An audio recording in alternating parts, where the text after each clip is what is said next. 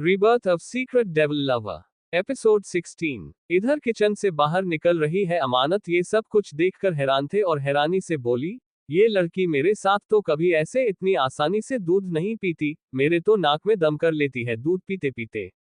यहाँ तक कि मुझे भी बहुत ज्यादा परेशान कर दिया, लेकिन अभी अभी ये मिस्टर विध्वंस के साथ कितनी आसानी से दूध पी रही है। सच में पता नहीं कौन सा जादू कर दिया है इन्होंने मेरी बेटी पर। ये कहते हुए वो मुंह बनाते हुए उस तरफ आई। तभी विध्वंस उसे देखते हुए बोला, तुम क्या सोच रही हो मन में मुझे और मेरी बेटी को लेकर। ये सुनते ही अमानत बोली, क्या आपको मेरे मन की बातें भी पता चल जाती है, लेकिन ऐसा कैसे हो सकता है। इसके जवाब में विध्वंस ने बिना किसी भाव के कहा, मैं तुम्हारे रग रग से वाकिफ हूं, फिर तो वो तुम्हारे मन की बात है। बाय द वे, क्या कह रही थी तुम मेरी और मेरी बेटी के खिलाफ मन में। ये सुनकर तभी अमानत ने चिढ़कर कहा, ऐसा कुछ भी नहीं है, मैं आप दोनों की कोई बुराई नहीं कर रही थी। मैं तो बस आप दोनों को ब्रेकफास्ट के लिए बुलाने आई थी, ब्रेकफास्ट रेडी है। ये कहकर वो अपने पैर पटकते हुए सीधे किचन एरिया की तरफ बढ़ गई। विध्वंस गहरी मुस्कुराहट के साथ फिर से बोला, बेबी आपकी मम्मा इस वक्त मुझसे बहुत ज्यादा परेशान हो गई है और मुझे आपकी मम्मा को परेशान करने में बहुत मजा आता है। तभी पीहू अपने मुंह से आवाज निकालने लगी, मम्मम ममम पापा पप पाप। उसके मुंह से वो दो शब्द पापा के सुनकर विध्वंस के चेहरे की मुस्कुराहट और भी ज्यादा गहरी हो गई। उसने पीहू को अपने सीने से लगाते हुए कहा, बेबी यू नो वॉट, आपके मेरी जिंदगी में आने पर मुझे ऐसा लग रहा है जैसे कि मुझे एक नई जिंदगी मिल गई हो। मैंने कभी इस तरह का एहसास नहीं किया था, लेकिन आप जब भी मुझे ऐसे बुलाते हो मुझे एक अलग ही एहसास आता है। मुझे एक सुकून सा महसूस होता है। थैंक यू सो मच मेरी जिंदगी में आने के लिए। कहते हुए उसने प्यार से पीहू के माथे पर किस कर लिया। पीहू दूध पीते हुए खिलखिलाकर हंसने लगी और ये सब कुछ दूर से देख रही अमानत खुद से बोली, मिस्टर विध्वंस आपको मेरी बेटी के साथ इतने करीब देखकर मुझे अच्छा तो नहीं लग रहा है, लेकिन आप जिस तरह से मेरी बेटी से प्यार कर रहे हैं वो सब देखकर मुझे ऐसा लग रहा है जैसे कि आपको एक मौका देना चाहिए मुझे। ये सोचते ही उसने दूसरे पल तुरंत अपना सिर ना में हिला दिया और बोली, नहीं नहीं, ये मैं क्या सोच रही हूँ। मैं उस इंसान को मौका कभी नहीं दे सकती जिसने मुझे मारने की कोशिश की, हरगिज नहीं। ऐसा कभी नहीं हो सकता। ये कहते हुए वो वापस से नौकरों के साथ मिलकर ब्रेकफास्ट सर्व करने लगी। तभी कुछ ही देर में विध्वंस वहां पर आया। विध्वंस को अकेले देखकर अमानत ने कहा, पीहू कहां पर है। इसके जवाब में विध्वंस हेड चेयर पर बैठते हुए अपनी भौहें चढ़ाकर बोला, तुम्हें मेरी बेटी के बारे में फिक्र करने की जरूरत नहीं है। ये सुनते ही अमानत के भाव बदल गए। उसने गुस्से के साथ कहा, मिस्टर विध्वंस जवाब दीजिए मुझे मेरी बेटी कहाँ है। विध्वंस ने बिना भाव के कहा, वो सो गई इसलिए मैंने उसे कमरे में सुला दिया है। क्या और कुछ सुनना है तुम्हें। विध्वंस ने जब ये कहा तब जाकर अमानत कुछ रिलैक्स हुई और तभी विध्वंस ने ब्रेकफास्ट को घूरा और तिरछी मुस्कुराहट के साथ बोला, मैं पहली बार तुम्हें यहाँ पर देखकर कैसे पहचान गया था। ये सुनकर अमानत ने नासमझी में कहा, कैसे। इसके जवाब में विध्वंस ने गहरी मुस्कुराहट के साथ कहा, तुम्हारी कुकिंग स्किल्स से, क्योंकि दुनिया में मैंने पहली बार इस तरह का कोई खाना खाया था और वो स्किल्स सिर्फ तुम्हारे अलावा किसी के पास नहीं हो सकती, इसलिए जब दूसरी बार मैंने तुम्हारे हाथों का खाना खाया तो उस वक्त मैं पहचान गया कि तुम वही हो जिसकी तलाश मैं 2 सालों से कर रहा था। ये सारी बातें सुनकर अमानत हैरान थी। उसने हैरानी से कहा, तो क्या इन 2 सालों तक आपके मुंह का टेस्ट नहीं बदला। आपको आज भी मेरे खाने का टेस्ट याद था। इसके जवाब में विध्वंस ने गहरी मुस्कुराहट के साथ कहा, ऑफ कोर्स मैं तुमसे जुड़ी कोई बात नहीं भूल सकता, मुझे तुमसे जुड़ी हर एक छोटी से छोटी बात पता है। ये सुनकर अब अमानत ने विध्वंस को ध्यान से देखते हुए कहा, लेकिन ऐसा क्यों। विध्वंस ने जवाब दिया, क्योंकि तुम्हारे बारे में जानना मुझे पसंद है। अमानत ने जवाब दिया, तो फिर आपने मुझे मारने की कोशिश क्यों की। विध्वंस ने अपनी भौहें चढ़ाकर कहा, ये तुम्हारी गलतफहमी है जिसे मैं दूर करना जरूरी नहीं समझता। ये सुनते ही अमानत ने गुस्से से अपना हाथ टेबल पर पटक कर कहा, तो फिर मेरी फिक्र भी करना बंद कर दीजिए और मेरे बारे में ये जो छोटी छोटी डिटेल आपको पता है उसे भी भूल जाए। मुझे पसंद नहीं जब मेरे अलावा किसी और को मेरे बारे में ज्यादा पता हो तो। ये कहकर वो उसे घूरने लगी। वही विध्वंस ने भी उसकी ये बात सुनकर उसे घूरा और दूसरे पल उसने उसके हाथ को पकड़कर अपने करीब खींच लिया। अमानत सीधे विध्वंस की बाहों में जा गिरी और दूसरे पल गुस्से के साथ बोली, मिस्टर विध्वंस ये आप क्या कर रहे हैं। प्लीज छोड़िए मुझे। लेकिन विध्वंस उसकी आंखों में गौर से देखकर बोला, ऐसे कैसे छोड़ दूं? अभी अभी तो तुम मेरे करीब आए हो, और जहां बात रही तुम्हारे बारे में छोटी से छोटी डिटेल रखने की, तो ये मैं कभी बंद नहीं कर सकता, क्योंकि मैंने तुम्हारे ऊपर पीएचडी कर रखी है। तुम्हें खुद भी खुद के बारे में नहीं पता जितना मुझे तुम्हारे बारे में पता है। ये सारी बातें सुनकर अमानत हैरान थी। वो एक सेकंड के लिए बस विध्वंस की गोद में ही बैठी रह गई। तभी विध्वंस ने उसकी कमर पर अपना हाथ सहलाया। विध्वंस के टच से अमानत सिहर गई। उसने कसकर विध्वंस के कंधे को पकड़ लिया और बोली, मिस्टर विध्वंस, छोड़ दीजिए मुझे। लेकिन विध्वंस उसकी कमर को सहलाते हुए बोला, you know what I need you, breakfast से ज्यादा तो मुझे तुम्हें खाने का मन कर रहा है। क्या तुम मुझे खुद को खाने की परमिशन दोगी? ये सुनते ही अमानत की आंखें शौक से बड़ी हो गई। उसने दूसरे ही पल विध्वंस को दूर धक्का दिया और बोली, क्या बकवास कर रहे हैं आप? अभी के अभी छोड़ दीजिए मुझे। ये कहकर वो खुद को छुड़ाने की कोशिश करने लगी, तो विध्वंस ने उसे और भी ज्यादा अपने करीब करते हुए कहा, तुम क्यों हर बार मुझसे दूर जाने की कोशिश करती हो? तुम्हें पता है ना कि तुम जितना मुझसे दूर जाओगी, मैं उतना ही तुम्हें अपने पास कर लूंगा। ये कहते हुए उसने एक बार फिर से उसे अपने करीब कर लिया। वही अमानत ये देखकर गुस्से से बोली, मिस्टर विध्वंस, आखिर आपकी प्रॉब्लम क्या है? आप क्यों मेरे साथ ऐसा कर रहे हैं? देखिए, मैंने पहले ही आपसे कह दिया है कि मुझे आप में कोई इंटरेस्ट नहीं है। आपने मेरी बेटी को जबरदस्ती अपने पास रखा हुआ है, इसलिए मैं आपके साथ हूँ। वरना कब की मैं यहाँ से चली गई होती। अमानत ने जब ये कहा तो विध्वंस के एक्सप्रेशन बदल गए। उसने गुस्से के साथ दांत पीसते हुए कहा, ये क्या बकवास कर रही हो तुम?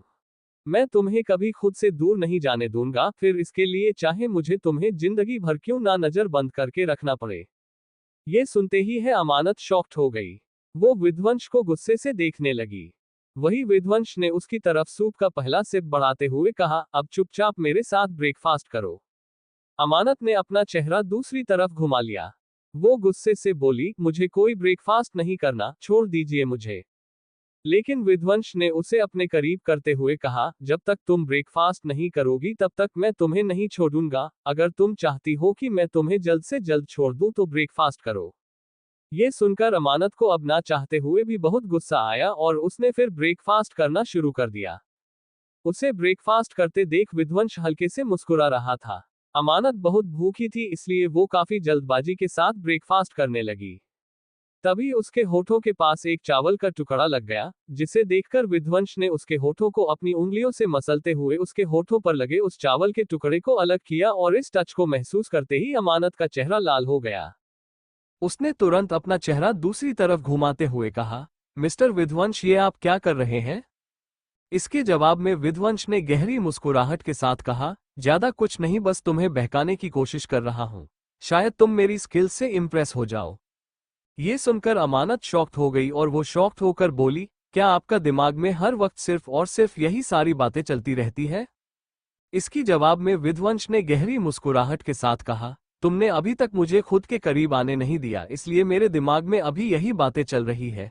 एक बार तुम मुझे खुद ही करीब आने दोगी तो शायद मेरे दिमाग से सारी बातें चली जाए। ये सब सुनकर अब अमानत ने उसे जल्दबाजी के साथ दूर कर दिया और बोली, मिस्टर विध्वंस, मुझे आपसे नफरत है। मैं आपको कभी अपने पास नहीं आने दूंगी, क्योंकि आप जब से यहाँ आए हैं तब से आपने मुझसे सब कुछ छीन लिया, और सबसे बड़ी बात, आपने मुझसे मेरी स्कूल की जॉब छीन ली। मैं कितनी खुशी के साथ वो जॉब करती थी, लेकिन आपने सब कुछ बर्बाद कर दिया। मैं इसके लिए आपको कभी माफ नहीं करूंगी। उसकी ही बात सुनकर अब विध्वंस के एक्सप्रेशन बदल गए।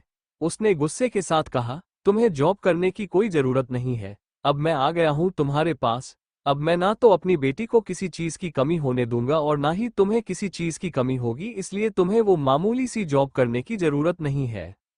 अमानत ने गुस्से से कहा, लेकिन मुझे आपके पैसों पर नहीं पलना। मैं अपने दम पर अपनी जिंदगी बिताना चाहती हूँ और अपने दम पर अपनी बेटी को पालना चाहती हूँ, समझे आप?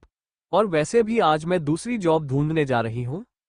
ये सुनते ही विध्वंस ने गुस्से के साथ कहा, मैं तुम्हें कहीं नहीं जाने दूंगा। क्या तुम भूल गए तुम अभी भी इस घर में कैद हो? ये सुनते ही अमानत ने सरकास्टिक होकर कहा, आप कब तक मुझे इस घर में कैद करेंगे? क्या जिंदगी भर के लिए आप मुझे इस घर में कैद करने वाले हैं? इसके जवाब में विध्वंस ने अपनी भौहें चढ़ाकर कहा, अगर तुमने मेरी बात नहीं मानी तो शायद मैं जिंदगी भर के लिए तुम्हें इस घर में कैद करूंगा। अमानत ने गुस्से के साथ कहा, अगर ऐसी बात है तो मैं खुद ही मर जाऊंगी, क्योंकि सबसे पहले मेरे डैड ने उस विराज से मेरी शादी कराकर मेरी जिंदगी बर्बाद की और फिर आप मेरी जिंदगी में आ गए, और अब जब मेरी जिंदगी में कुछ चीज अच्छी होने लगी तो वापस से आप आ गए। मेरी जिंदगी तो पूरी तरह से नर्क बन चुकी है, मुझे इससे अच्छा मर ही जाना चाहिए। ये कहकर वो जैसे ही फ्रूट बकेट की तरफ चाकू उठाने के लिए आगे बढ़ी, इस वक्त विध्वंस ने उसे पीछे बालों से पकड़ लिया और उसे अपने करीब खींचते हुए बोला, ये क्या करने जा रही हो तुम? अमानत ने दर्द में कहा, खुद की जान लेने जा रही हूं, क्योंकि इस तरह से मैं जी नहीं सकती। मुझे कैद पसंद नहीं है। मैं अपनी बेटी को अच्छी जिंदगी देना चाहती थी। मैं मानती हूं आपकी वो बेटी है, इसलिए आप उसे एक अच्छी जिंदगी दे देंगे, लेकिन मेरा क्या? आप तो मुझसे नफरत करते हैं और आपने मुझे कैद कर लिया है। मुझे अपने लिए कुछ ना कुछ तो करना होगा ना, और अगर मैं इस कैद से बाहर नहीं जा सकती तो मैं इसी कैद में मर जाती हूँ। वही मेरे लिए ज्यादा अच्छा होगा। ये कहकर वो फिर से उस चाकू की तरफ बढ़ने लगी। तभी विध्वंस ने गुस्से के साथ उसे अपने कंधे पर उठा लिया। ये देखते ही अमानत जोरों से चिल्लाते हुए बोली, क्या कर रहे हैं आप? छोड़िए मुझे। मुझे कहाँ लेकर जा रहा है? मुझे नीचे उतारिए। लेकिन विध्वंस उसे लेकर सीधे कमरे की तरफ बढ़ते हुए गुस्से से बोला, तुम्हें कुछ ज्यादा ही शौक है सुसाइड करने का। अब तुम सारा दिन कमरे में बंद रहोगी और तुम्हें वहां कुछ भी नहीं दिया जाएगा। तब तुम्हें एहसास होगा कि मरना इतना भी आसान नहीं है।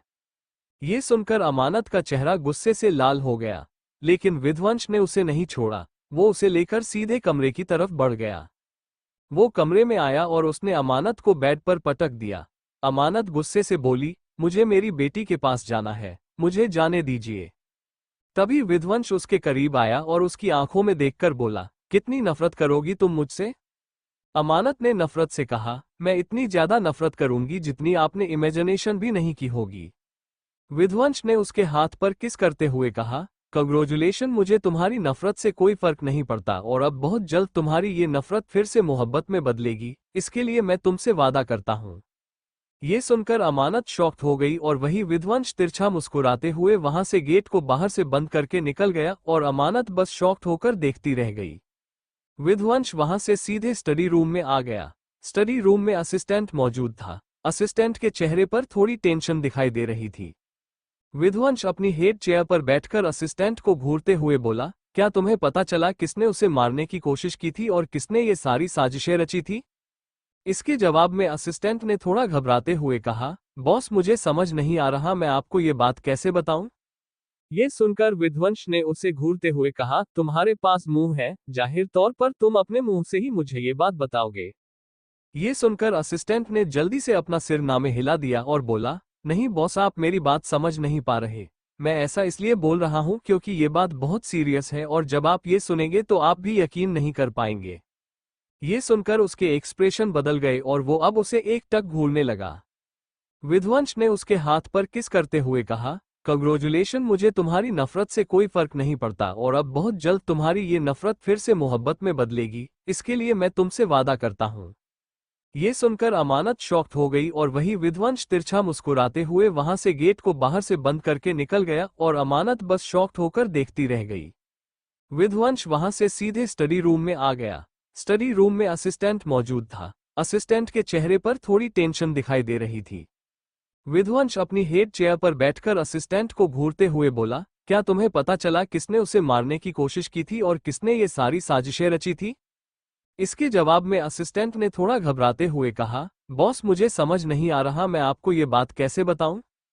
ये सुनकर विध्वंस ने उसे घूरते हुए कहा, तुम्हारे पास मुंह है, जाहिर तौर पर तुम अपने मुंह से ही मुझे ये बात बताओगे। ये सुनकर असिस्टेंट ने जल्दी से अपना सिर नामे हिला दिया और बोला, नहीं बॉस, आप मेरी बात समझ नहीं पा रहे। मैं ऐसा इसलिए बोल रहा हूं क्योंकि ये बात बहुत सीरियस है और जब आप ये सुनेंगे तो आप भी यकीन नहीं कर पाएंगे।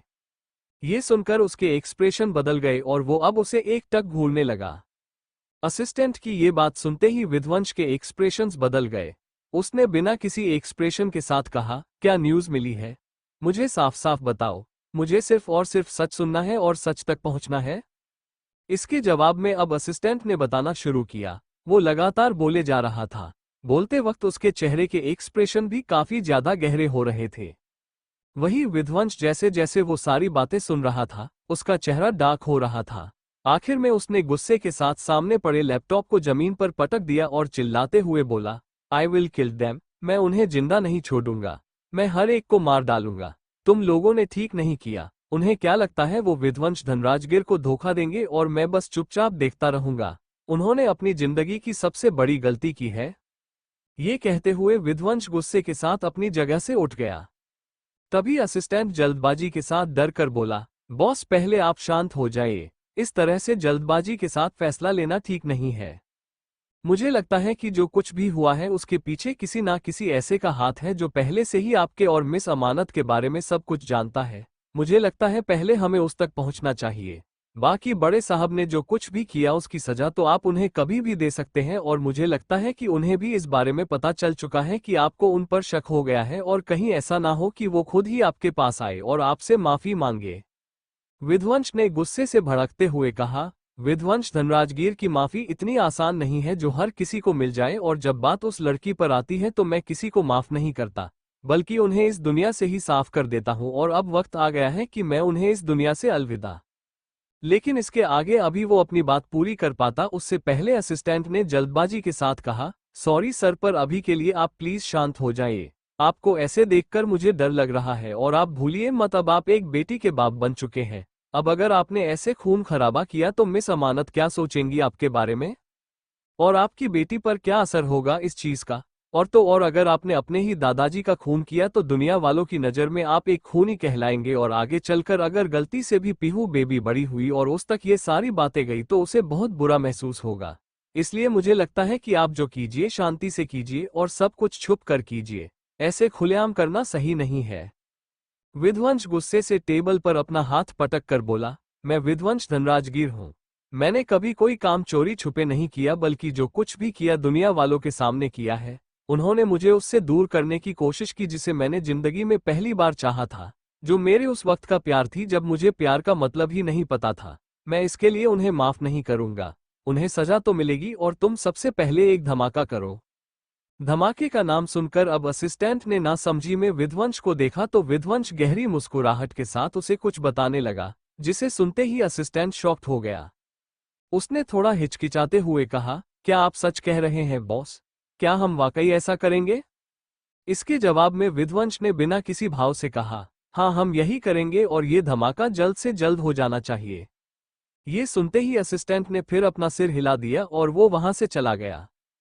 इधर उसके जाने के बाद विध्वंस ने ड्रॉअर से सिगरेट निकाली और वो सिगरेट जलाते हुए बालकनी की तरफ बढ़ गया। वो सिगरेट पी रहा था और चारों तरफ घूरे जा रहा था। उसके चेहरे के एक्सप्रेशन बिल्कुल खराब थे। तभी उसने सिगरेट की बट को अपने जूते के तले मसल दिया और गुस्से से बोला, जिस किसी ने भी तुम्हारे साथ ऐसा किया है उसे मैं बिल्कुल इसी तरह अपने जूते के तले मसलूंगा। कहते हुए वो किसी शैतान की तरह जोर जोर से हंसने लगा।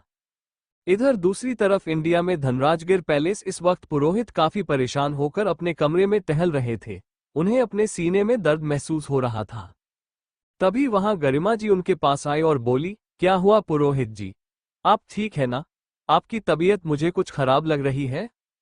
इसके जवाब में पुरोहित जी ने कहा, पता नहीं क्यों पर मेरे सीने में मुझे दर्द महसूस हो रहा है। ये सुनते ही गरिमा जी शॉक्ड हो गई और वो तुरंत घबरा कर बोली, कहीं आपको फिर से हार्ट अटैक तो नहीं आने वाला? पुरोहित जी ने जब ये सुना तो वो भी पसीने से बिल्कुल तर हो गए और दूसरे पल उन्होंने गुस्से के साथ कहा, ये तुम क्या कह रही हो? ऐसा नहीं हो सकता। अभी कुछ वक्त पहले ही मुझे ऐसी प्रॉब्लम हुई थी। तुम्हें पता है ना कि अगर दोबारा मुझे ऐसी प्रॉब्लम हुई तो शायद मैं मर भी सकता हूँ। मरने का नाम सुनकर अब गरिमा जी की आंखों में आंसू आ गए। वो तुरंत अपना सिर नामे हिलाते हुए बोली, नहीं ऐसा आपके साथ कुछ भी नहीं होगा। मैं अभी के अभी डॉक्टर को बुलाती हूँ, आप फिक्र मत कीजिए। ये कहकर वो तुरंत वहां से डॉक्टर को फोन लगाने चली गई। लेकिन इधर पुरोहित जी ने खुद से कहा, मुझे ऐसा क्यों लग रहा है जैसे कुछ तो बड़ा होने वाला है और वो बड़ा शायद बहुत बुरा होगा।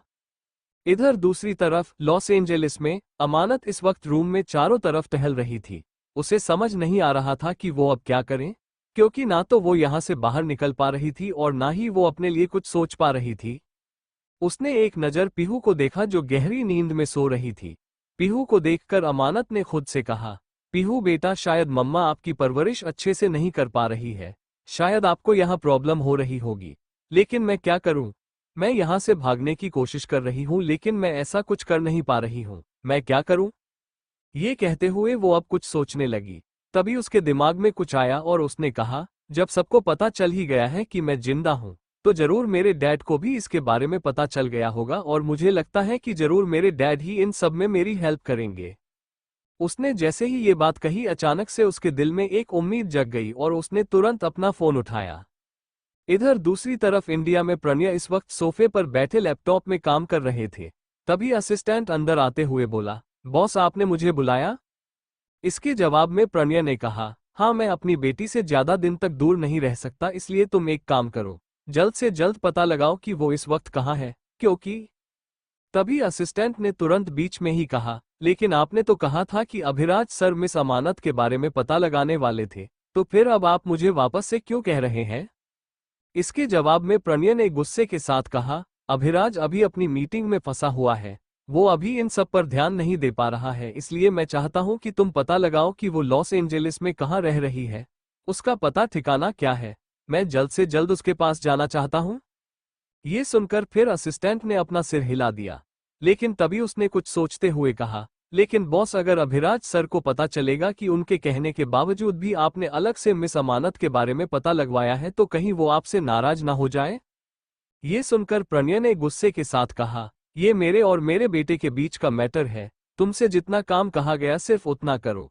अब जाओ यहां से और कल सुबह तक मुझे मेरी बेटी के बारे में पता चल जाना चाहिए, समझे? असिस्टेंट ने यह सुनकर जल्दी से अपना सिर हिलाया और वो वहां से चला गया। उसके जाने के बाद प्रणय ने खुद से कहा, सॉरी अभिराज, पर मैं तुम्हारा इंतजार नहीं कर सकता क्योंकि मुझे जल्द से जल्द अपनी बेटी को ढूंढना है।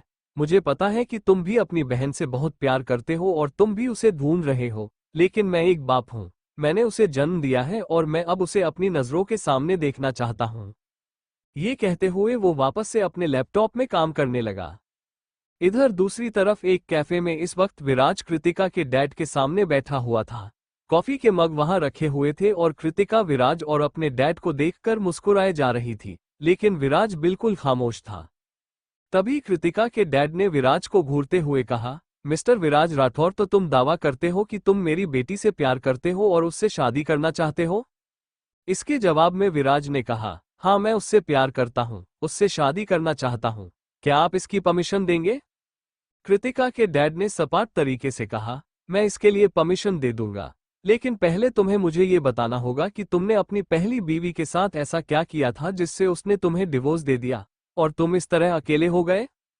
पहली बीवी का जिक्र सुनते ही विराज, जो काफी ज्यादा शांत था, उसके एक्सप्रेशंस बदल गए। उसने गुस्से के साथ कृतिका को देखा। वही कृतिका को भी कुछ समझ नहीं आया कि वो सिचुएशन को कैसे हैंडल करें। तभी कृतिका ने अपने डैड से धीरे से कहा, डैड मैंने कहा था ना कि आप ऐसा कोई सवाल नहीं पूछेंगे जो विराज को अच्छा ना लगे। तभी कृतिका के डैड ने गुस्से के साथ कहा, तुम मेरी बेटी हो, मैं तुम्हें ऐसे किसी भी लड़के को नहीं दे सकता जब तक कि मुझे उसके बारे में सब कुछ अच्छे से ना पता हो। खासकर मुझे ये जानना है कि आखिर इसकी पहली बीवी के साथ इसका क्या रिश्ता था और कैसा रिश्ता था। जब तक मुझे ये पता नहीं चल जाएगा तब तक मैं तुम्हारी शादी के लिए राजी नहीं होऊंगा और यही मेरा आखिरी फैसला है। ये सुनकर अब कृतिका को समझ नहीं आया कि वो क्या करें। उसने मन ही मन कहा, अब मैं कैसे बताऊं डैड को कि उनके डिवोर्स होने की वजह मैं थी। मैंने ही विराज को भड़काया था कि वो अमानत को विध्वंस के पास भेज दे, जिससे वो दोनों करीब आए और फिर आगे चलकर अमानत विराज को धोखा देकर उसे डिवोर्स दे दे। अगर डैड को इस बारे में पता चला तो फिर शायद डैड मुझे अपनी जमीन जायदाद से भी बेदखल कर दे। मैंने एक लड़की का घर तोड़ा है और उस घर को तोड़कर अपना घर बसाने जा रही हूँ। डैड तो मेरे बहुत शरीफ है, वो ये सब कुछ सुनेंगे तो मुझसे बहुत नाराज हो जाएंगे। अब मैं क्या करूं? मुझे कुछ समझ नहीं आ रहा है। लेकिन अभी वो ये सब कुछ कह रही थी कि तभी विराज ने टेबल पर अपना हाथ पटक कर कहा, अगर आपको ये जानना है कि मेरी पहली बीवी के साथ मेरा डिवोर्स कैसे हुआ, तो इसके लिए आपको अपनी बेटी से पूछना चाहिए, क्योंकि मेरे डिवोर्स होने की वजह आपकी बेटी ही है। कृतिका का मुंह खुला का खुला रह गया और वो शॉक्ड होकर विराज को देखने लगी। इधर दूसरी तरफ शाम का वक्त हो चला था। इस वक्त पीहू गार्डन में खेल रही थी। वो अपने छोटे छोटे पैरों से चलने की कोशिश कर रही थी, पर वो जितने कदम चलती उतने कदम नीचे गिर जाती। लेकिन फिर से वो कोशिश करती और अपने आप खड़ी हो जाती, और अगर वो फिर से गिरती तो खिलखिलाकर हंसने लगती। अमानत भी ये सब कुछ देखकर मुस्कुरा रही थी और उसे चलाने की कोशिश कर रही थी, पर तभी पीहू की नज़र गेट पर चली गई। गेट पर देखते ही वो जोर जोर से आवाज निकालने लगी और तालियां बजने लगी। ये देखकर अमानत को कुछ समझ नहीं आया। तभी पीहू अब अपने छोटे छोटे कदमों से उस तरफ जाने लगी। ये देखकर अमानत ने नासमझी में कहा, पीहू आप कहाँ जा रही हो? ये कहकर उसने जब गेट की तरफ देखा तो गेट से अंदर आ रहा विध्वंस को देखकर वो एकदम से चुप हो गई। उसके चेहरे की वो मुस्कुराहट गायब हो गई। उसने चिढ़कर कहा, ये मुझे देखकर तो इतना खुश कभी नहीं होती जितना अपने बाप को देखकर खुश हो रही है। पता नहीं इसके बाप ने इसके ऊपर कौन सा जादू किया है। अभी वो कह रही थी कि तभी विध्वंस पीहू के पास आया। वो अपने घुटनों के बल झुका और अपने दोनों हाथों को फैलाकर बोला, बेबी जल्दी से डैडी के पास आओ क्योंकि आपकी मम्मा इस वक्त जेलस हो रही है। ये सुनते ही अमानत की आंखें बड़ी हो गई और दूसरे पल वो गुस्से से विध्वंस को घूरकर देखने लगी। क्या होगा अब आगे? इधर दूसरी तरफ एक कैफे में इस वक्त विराज कृतिका के डैड के सामने बैठा हुआ था। कॉफी के मग वहां रखे हुए थे और कृतिका विराज और अपने डैड को देखकर मुस्कुराए जा रही थी, लेकिन विराज बिल्कुल खामोश था। तभी कृतिका के डैड ने विराज को घूरते हुए कहा, मिस्टर विराज राठौर, तो तुम दावा करते हो कि तुम मेरी बेटी से प्यार करते हो और उससे शादी करना चाहते हो? इसके जवाब में विराज ने कहा, हाँ मैं उससे प्यार करता हूँ, उससे शादी करना चाहता हूँ। क्या आप इसकी परमिशन देंगे? कृतिका के डैड ने सपाट तरीके से कहा, मैं इसके लिए परमिशन दे दूंगा, लेकिन पहले तुम्हें मुझे ये बताना होगा कि तुमने अपनी पहली बीवी के साथ ऐसा क्या किया था जिससे उसने तुम्हें डिवोर्स दे दिया और तुम इस तरह अकेले हो गए? पहली बीवी का जिक्र सुनते ही विराज, जो काफी ज्यादा शांत था, उसके एक्सप्रेशंस बदल गए। उसने गुस्से के साथ कृतिका को देखा। वही कृतिका को भी कुछ समझ नहीं आया कि वो सिचुएशन को कैसे हैंडल करें। तभी कृतिका ने अपने डैड से धीरे से कहा, डैड मैंने कहा था ना कि आप ऐसा कोई सवाल नहीं पूछेंगे जो विराज को अच्छा ना लगे। लेकिन अभी वो ये सब कुछ कह रही थी कि तभी विराज ने टेबल पर अपना हाथ पटक कर कहा, अगर आपको ये जानना है कि मेरी पहली बीवी के साथ मेरा डिवोर्स कैसे हुआ, तो इसके लिए आपको अपनी बेटी से पूछना चाहिए, क्योंकि मेरे डिवोर्स होने की वजह आपकी बेटी ही है। कृतिका का मुंह खुला का खुला रह गया और वो शॉक्ड होकर विराज को देखने लगी। इधर दूसरी तरफ शाम का वक्त हो चला था। इस वक्त पीहू गार्डन में खेल रही थी। वो अपने छोटे छोटे पैरों से चलने की कोशिश कर रही थी, पर वो जितने कदम चलती उतने कदम नीचे गिर जाती। लेकिन फिर से वो कोशिश करती और अपने आप खड़ी हो जाती, और अगर वो फिर से गिरती तो खिलखिलाकर हंसने लगती। अमानत भी ये सब कुछ देखकर मुस्कुरा रही थी और उसे चलाने की कोशिश कर रही थी, पर तभी पीहू की नज़र गेट पर चली गई। गेट पर देखते ही वो जोर जोर से आवाज निकालने लगी और तालियां बजने लगी। ये देखकर अमानत को कुछ समझ नहीं आया। तभी पीहू अब अपने छोटे छोटे कदमों से उस तरफ जाने लगी। ये देखकर अमानत ने नासमझी में कहा, पीहू आप कहाँ जा रही हो? ये कहकर उसने जब गेट की तरफ देखा तो गेट से अंदर आ रहा विध्वंस को देखकर वो एकदम से चुप हो गई। उसके चेहरे की वो मुस्कुराहट गायब हो गई। उसने चिढ़कर कहा, ये मुझे देखकर तो इतना खुश कभी नहीं होती जितना अपने बाप को देखकर खुश हो रही है। पता नहीं इसके बाप ने इसके ऊपर कौन सा जादू किया है। अभी वो कह रही थी कि तभी विध्वंस पीहू के पास आया। वो अपने घुटनों के बल झुका और अपने दोनों हाथों को फैलाकर बोला, बेबी जल्दी से डैडी के पास आओ क्योंकि आपकी मम्मा इस वक्त जेलस हो रही है। ये सुनते ही अमानत की आंखें बड़ी हो गई और दूसरे पल वो गुस्से से विध्वंस को घूरकर देखने लगी। विध्वंस की ये बात सुनकर अमानत की आंखें बड़ी हो गई और वो गुस्से से विध्वंस को घूरते हुए बोली, क्या इन्हें ऐसा लगता है कि मैं अपनी बेटी से जेलस फील करूंगी? ऐसा कभी नहीं हो सकता। मैं अपनी बेटी से कभी जेलस फील नहीं कर सकती। इधर पीहू अपने छोटे छोटे कदमों से भागते हुए अपने डैडी के पास चली गई। विध्वंस ने उसे अपनी मजबूत बाहों में उठा लिया। पीहू अपनी प्यारी प्यारी आवाज निकालने लगी, जैसे वो अपनी आवाज से विध्वंस से बात करने की कोशिश कर रही थी। वही विध्वंस भी उसकी बातों को सुनकर मुस्कुरा रहा था और उसका जवाब दे रहा था। अमानत उन दोनों को इस तरह एक साथ देखकर ना चाहते हुए भी अब थोड़ी बहुत जेलस फील करने लगे। उसने खुद से कहा, ये मुझे क्या हो रहा है? वो दोनों बाप बेटी है और बाप बेटी एक दूसरे के साथ टाइम स्पेंड कर रहे हैं, तो इसमें मुझे बुरा मानने वाली कोई बात नहीं है। उनका हक बनता है कि वो अपनी बेटी के साथ मस्ती करें, एंजॉय करें। मुझे ऐसी बातें नहीं सोचनी चाहिए। ये कहते हुए वो वहां रखे सोफे पर जाकर बैठ गई और उन दोनों को देखने लगी। पीहू इस वक्त अपने छोटे छोटे कदमों से गार्डन में दौड़ने की कोशिश कर रही थी।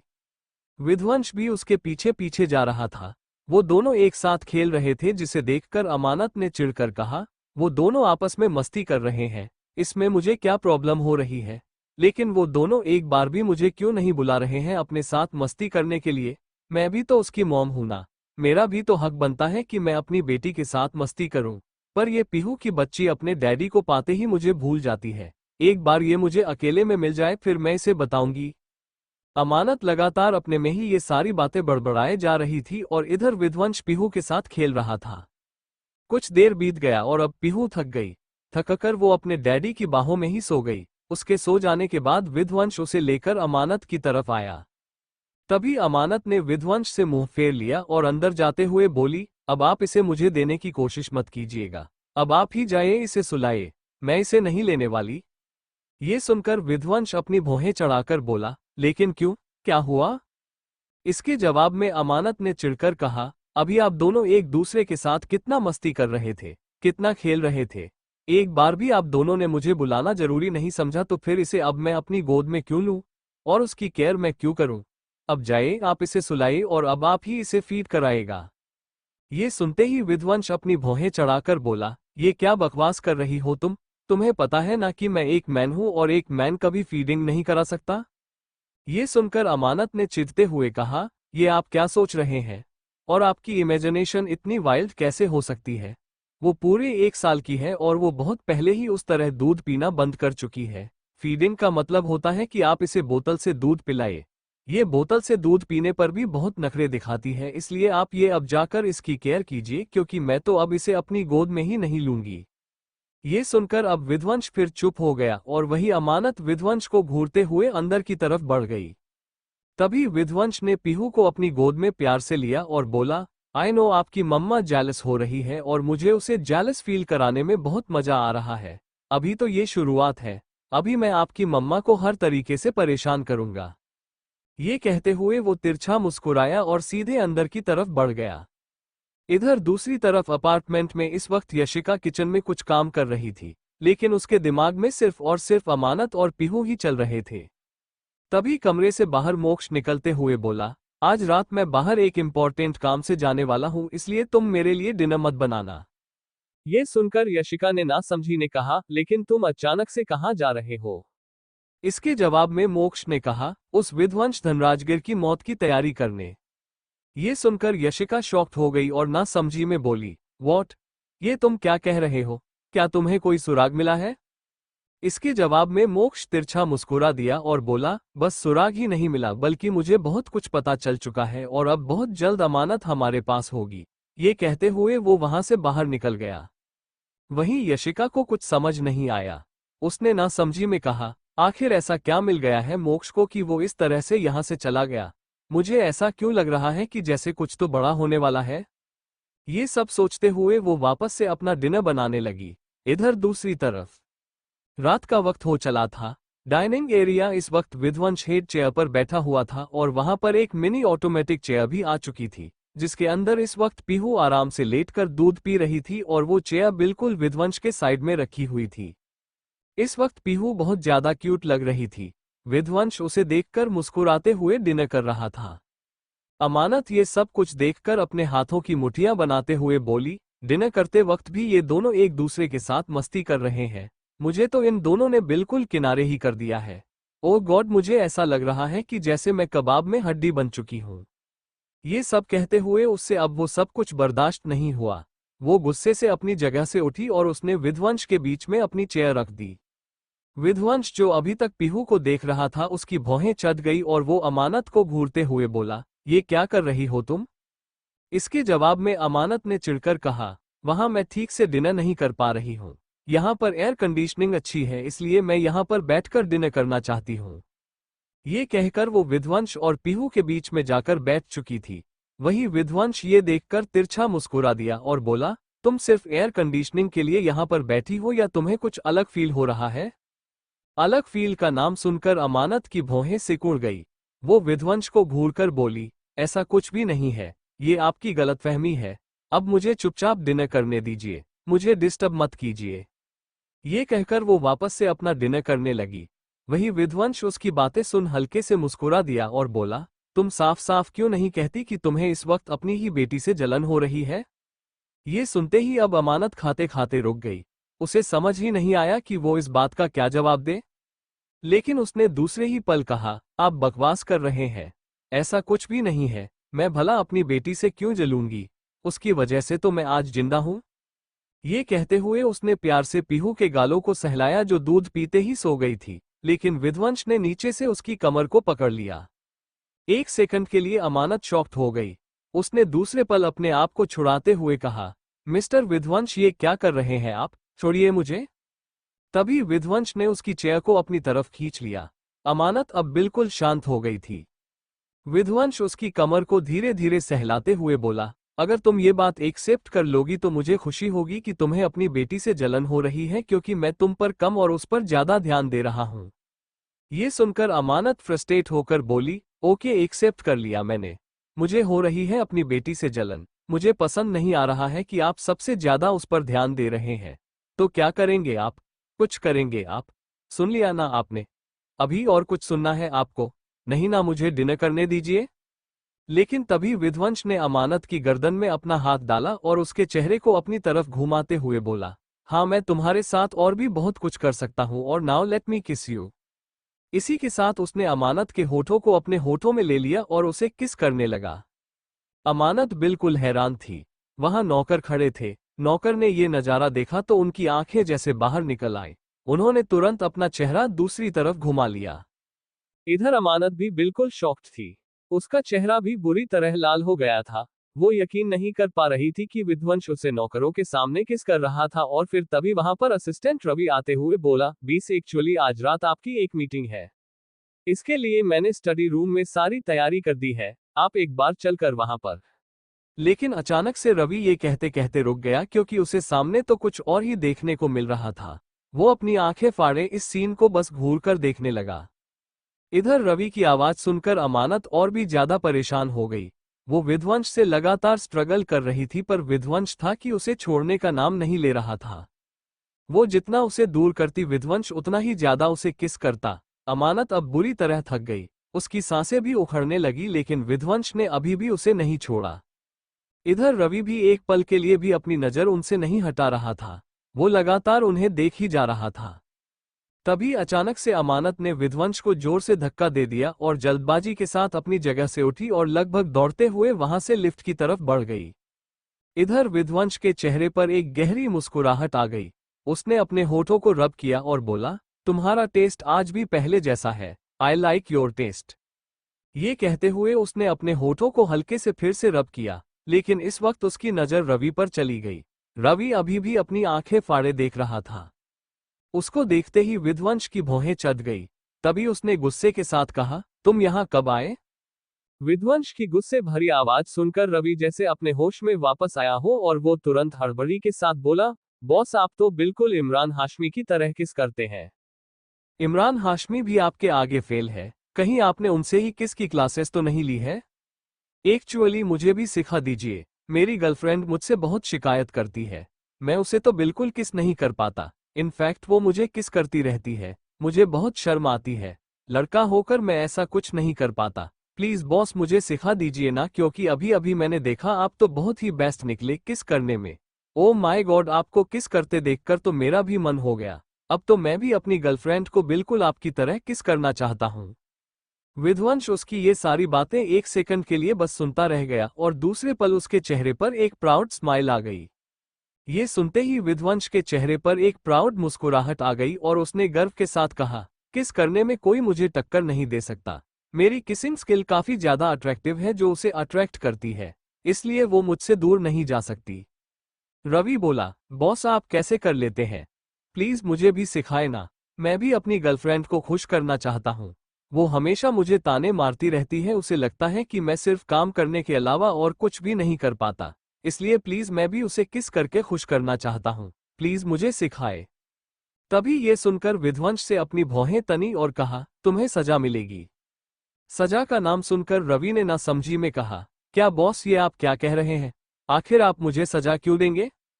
इसके जवाब में विध्वंस ने बिना किसी एक्सप्रेशन के साथ कहा, क्योंकि तुमने मेरे प्राइवेट मोमेंट्स को देखा है और मैं ये सब कुछ टॉलरेट नहीं करूंगा, इसलिए तुम जाओ जाकर खुद के ऊपर 20 हंटर मारो, ये सजा है तुम्हारी। रवि ने जैसे ये सुना उसका सिर पूरी तरह से घूम गया और वो शॉक होकर बस विध्वंस को देखता रह गया।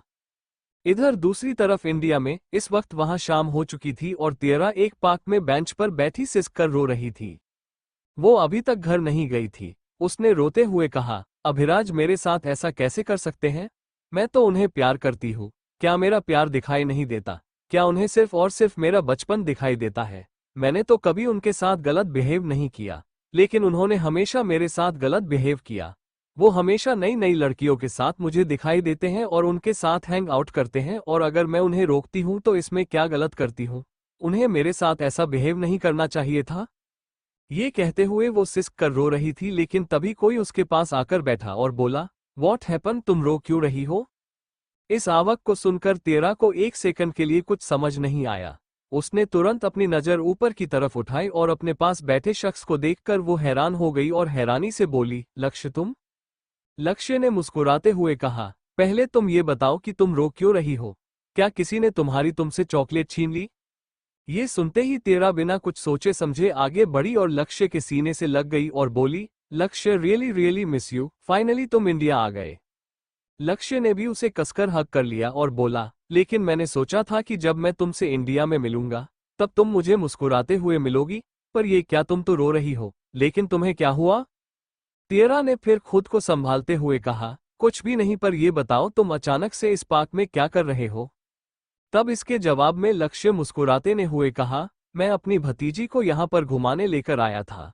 एक्चुअली मैं आज सुबह ही आया था और कुछ इम्पोर्टेंट काम की वजह से मैं तुमसे मिलने नहीं आ पाया, लेकिन मैंने कल सोचा था कि कल मैं तुमसे जरूर मिलूंगा, पर देखो तुम मुझे आज ही यहाँ पर मिल गई।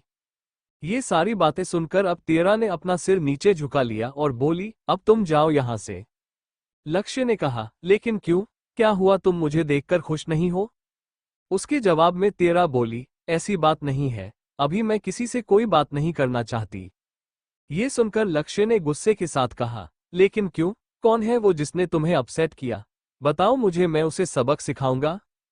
तियरा बोली, वो अभिराज है, मेरे बॉयफ्रेंड। उन्होंने मुझे डांट दिया, उन्होंने कहा कि मैं बच्चों जैसी हरकतें करती हूँ। मैं बहुत चिल्डिश हूँ और वो चिल्डिश बच्चों को अपनी गर्लफ्रेंड नहीं बनाएंगे। अब तुम ही बताओ। तियरा के मुंह से बॉयफ्रेंड सुनकर अचानक से लक्ष्य का चेहरा जैसे सफेद पड़ गया हो, जैसे उसे ये सुनने की उम्मीद नहीं थी, और वो धीरे से बोला, तो तुम्हारा बॉयफ्रेंड भी है? उसका जवाब में जल्दी से तियरा ने कहा, एक्चुअली आई एम सॉरी, मैंने तुमसे बताया नहीं था, एक्चुअली मैंने अभी किसी से नहीं बताया है। मैंने ट्विंकल से भी नहीं बताया कि मैं रिलेशनशिप में आ गई हूँ। क्या तुम अब खुश हो? इसके जवाब में लक्ष्य ने अपने स्माइल के पीछे दर्द छुपाते हुए कहा, मैं तुम्हारे लिए बहुत खुश हूं, लेकिन अगर तुम भी खुद के लिए खुश हो तो तुम रो क्यों रही थी? तियरा बोली, अभिराज दूसरी लड़की के साथ हैंग आउट कर रहे हैं और ये मुझे बिल्कुल पसंद नहीं है। उसकी ये बात सुनकर लक्ष्य मुस्कुरा कर बोला, तुम कुछ ज्यादा ही प्यार करती हो अभिराज से, इसलिए तुम इतना ज्यादा पजेसिव हो रही हो। इसकी जवाब में तियरा बोली, हूँ इतना ज्यादा कि कोई किसी से नहीं कर सकता, लेकिन फिलहाल के लिए वो मुझे डांटते रहते हैं। वो मुझे इग्नोर करते रहते हैं और मेरे मैसेज का रिप्लाई नहीं करते हैं। मेरे कॉल का भी रिप्लाई नहीं करते। मैं इन सब चीज़ों से बहुत अपसेट हो गई हूँ, और जब मैं मिलने के लिए उनके ऑफिस में गई तो वहाँ पर वो किसी दूसरी लड़की के साथ मस्ती कर रहे थे। अब तुम ही बताओ, ये सब कुछ देखकर क्या मुझे बुरा नहीं लगेगा? इसलिए मैंने जब उन पर गुस्सा किया तो उन्होंने मुझे डांट कर कहा कि अब मैं उनके सामने ना आऊं, ना ही अपनी शक्ल दिखाऊं। इसलिए मैं यहाँ पर बैठकर रो रही थी, क्योंकि मेरा दिल टूट गया है। मुझे घर जाने का भी दिल नहीं कर रहा है। ये कहते हुए फिर से तियरा की आंखों से आंसू निकलने लगे। वाकई उसका दिल टूट गया था। तियरा भले ही चाहे जितनी भी बदतमीज क्यों ना हो, भले उसके अंदर धनराज की खानदान की बेटी होने का घमंड क्यों ना हो, पर वो दिल से बहुत मासूम थी। वो दिल से एक बच्चे की तरह थी। जब उसे बुरा लगता था तो वो अपना दिल सामने वाले के सामने खोलकर रख देती थी। उसे फर्क नहीं पड़ता था कि सामने वाला उसके बारे में क्या सोच रहा है, क्या नहीं। लेकिन उसे जब तकलीफ होती थी तो वो सामने वाले के सामने दिल खोलकर रोने लगती थी, और यही उसके साथ अभी हो रहा था। लक्ष्य उसका क्लासमेट था। उसे सिर्फ उससे नॉर्मली फ्रेंडशिप रखनी थी, लेकिन लक्ष्य हमेशा उसकी केयर करता था। पर इस वक्त वो लक्ष्य के सामने जोर जोर से रोने लगी और रोते हुए बोली, अभिराज शायद आप मुझसे प्यार नहीं करते। वो अब नई नई लड़कियों के साथ हैंग आउट करने लगे। शायद उनके दिल से मेरा प्यार खत्म हो गया है।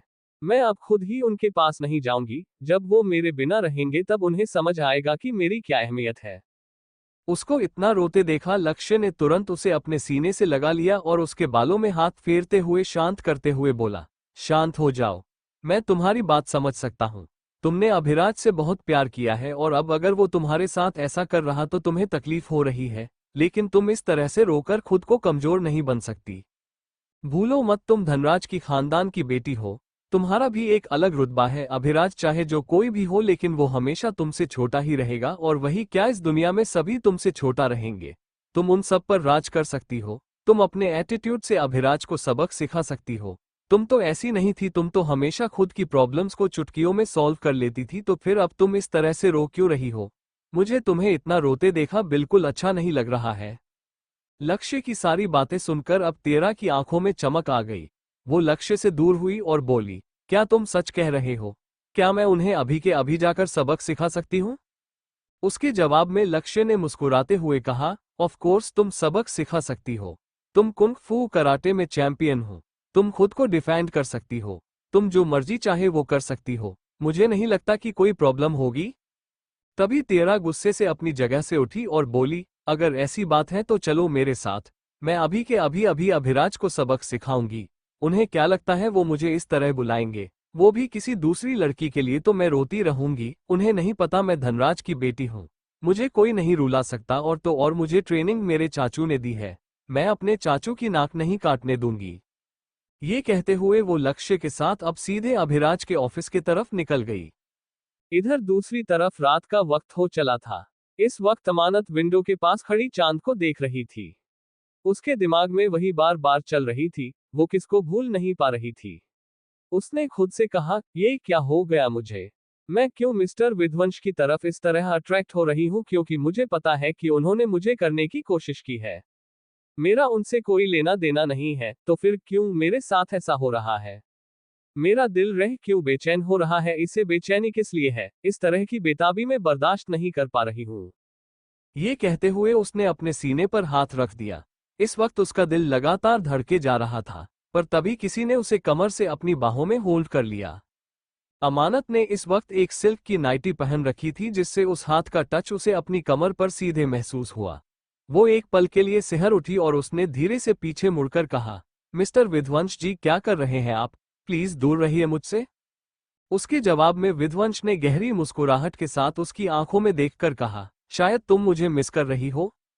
ये सुनकर अमानत अपनी आंखें बड़ी करके बोली, ऐसा कुछ भी नहीं है। आपने रवि के सामने मुझे किस करके ठीक नहीं किया? वो क्या सोच रहा होगा हमारे बारे में, जबकि हमारे बीच तो ऐसा कोई रिश्ता भी नहीं है। जो सुनकर विध्वंस अपनी भौहें आपस में चढ़ाते हुए बोला, किसने कहा कि हमारे बीच कोई रिश्ता नहीं है? तुम मेरी बेटी की मां हो, हमारे बीच एक रिश्ता है।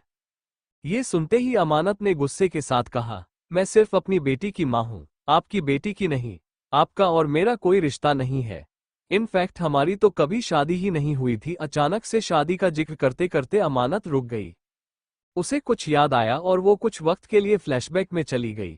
मैं तुमसे अब शादी करना चाहता हूँ, प्लीज आई रिक्वेस्ट यू, मुझसे शादी कर लो। मैं दुनिया के सामने तुम्हें अपनी बीवी बनते हुए देखना चाहता हूँ। मैं दुनिया के सामने तुम्हारा हाथ पकड़ना चाहता हूँ और सबको दिखाना चाहता हूँ कि विध्वंस धनराज की रखेल नहीं रह गई। उसकी अब एक बीवी है जो उसे बहुत प्यार करती है। ये कहते हुए विध्वंस ने उसके हाथ पर किस कर लिया और उसे अपने सीने से लगा लिया, लेकिन तभी अमानत में विध्वंस को दूर धक्का दे दिया और गुस्से से बोली, मुझे शादी शब्द से ही नफरत है। मैं कभी शादी नहीं करूंगी। अगर आपको मुझसे शादी करनी है तो आप इससे अच्छा मुझे भूल जाइए। ये कहते हुए वो तुरंत कमरे से दौड़ते हुए बाहर निकल गई और वही विध्वंस उसे जाते हुए देखता रह गया। अमानत अपने इसी ख्याल में खोई हुई थी। तभी विध्वंस ने गुस्से के साथ कहा, क्या तुम वाकई मुझे ब्लेम कर रही हो कि मैंने तुमसे शादी नहीं की? तुम ऐसा कर भी कैसे सकती हो? क्या तुम भूल गई वो तुम थी जिसने मुझसे हमेशा शादी के लिए मना किया? अगर तुम 2 साल पहले मुझसे शादी करने के लिए तैयार रहती तो तुम मेरी बीवी बन चुकी होती, लेकिन तुमने कभी मुझे नहीं समझा। ये कहते हुए उसने उसे गुस्से से उसे छोड़ दिया और वहां से बाहर निकल गया। इधर अमानत ने ये सब कुछ सुना तो उसकी आंखों में आंसू आ गया। उसे पता था कि उसने वाकई विध्वंस को हमेशा शादी के लिए मना किया था, जबकि विध्वंस उसे हमेशा शादी करना चाहता था। उसने कभी उसे छोड़ा ही नहीं था, पर वो थी जिसने कभी विध्वंस को नहीं अपनाया। अब उसकी आंखों से आंसू ही निकलने लगे। उसने अपने आप को अपनी बाहों में समेट लिया और बोली, शायद कहीं ना कहीं इसमें मेरी भी गलती थी। मैं इस तरह से कैसे मिस्टर विध्वंस पर इल्जाम लगा सकती हूँ? कैसे उन्होंने मुझसे शादी नहीं की, जबकि वो तो हमेशा से मुझसे शादी करना चाहते थे। वो मैं थी जो हमेशा से मना कर दिया रही थी। मुझे ऐसा नहीं करना चाहिए था। मैं ऐसा नहीं कर सकती। मैं बिल्कुल भी उनसे शादी के बारे में नहीं कह सकती और ना ही उन पर कोई इल्जाम लगा सकती हूँ। ये मेरी जिंदगी है और मैंने अपनी जिंदगी खुद ऐसी बनाई है। ये कहते हुए उसने अपने आंसू को साफ किया और वो बेड की तरफ आई। इस वक्त पीहू गहरी नींद में सो रही थी। वो पीहू के पास आए और प्यार से उसके बालों में सहलाते हुए बोले, बेबी आप फिक्र मत करो। माँ हमेशा आपसे प्यार करेगी, वो कभी आपको खुद से दूर नहीं करेगी और जो मेरे साथ हुआ बचपन से लेकर आज तक, मैं वो कभी आपके साथ नहीं होने दूंगी। ये कहते हुए उसने उसके माथे पर किस किया और उसे अपनी बाहों में भरकर सो गई। इधर दूसरी तरफ जैसे ही विराज ने ये बात कही, अचानक से कृतिका के चेहरे पर पसीने आ गए। वहीं कृतिका के डैड ने गुस्से के साथ कृतिका को देखकर कहा, ये मैं क्या सुन रहा हूँ कृतिका? क्या तुम हो इसकी और इसके बीवी के बीच में डिवोर्स होने की वजह? ये सुनकर कृतिका ने गुस्से के साथ विराट को देखा और धीरे से बोली, विराज क्या तुम पागल हो गए हो? जो मेरे डैड से ये सब क्या बकवास बातें कह रहे हो? इस तरह से तो मैं फंस जाऊंगी। इसके जवाब में विराज ने कहा, मैं कुछ गलत नहीं कह रहा हूँ। वो तुम ही थी जिसने मेरे कान भरे थे कि मैं अपनी बीवी को उसे विध्वंस धनराज के पास भेज दूं और उन सब की वजह से ही आज मेरा उससे डिवोर्स हुआ और वो इस तरह मुझसे दूर चली गई। अगर तुमने ऐसा नहीं किया होता तो शायद मैं कभी ऐसा ना करता और आज वो जिंदा मेरे पास होते।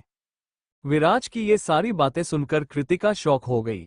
ये सुनकर अमानत अपनी आंखें बड़ी करके बोली, ऐसा कुछ भी नहीं है।